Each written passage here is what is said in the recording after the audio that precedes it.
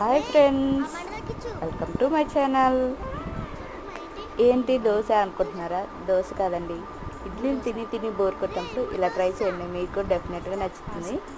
ఇడ్లీ పిండిలో ఒక ఆనియన్, పచ్చిమిర్చి, జీలకర్ర, క్యారెట్ వేసి బాగా కలుపుకోండి. కలిపి పక్కన పెట్టి ఒక ప్యాన్ పెట్టి, ప్యాన్ హీట్ అయ్యాక మరీ మందంగా కాకుండా మరీ పలుచగా కాకుండా మీడియం సైజు పోసి స్ప్రెడ్ చేయకుండా అలా వదిలేయండి. మూత పెట్టి ఉడకనివ్వండి. రెండు వైపులు కాల్చుకొని బ్రౌన్ కలర్ వచ్చే వరకు కాలనివ్వండి. అలా అంతే, ఎంతో టేస్టీగా ఉండే ఊతప్పం రెడీ అయినట్టే. ఒకసారి మీరు ట్రై చేయండి. పల్లీ చట్నీతో సూపర్ కాంబినేషన్, చాలా బాగుంటుంది. అంతే, ఇడ్లీ రవ్వతో ఊతప్పం రెడీ అయినట్టే.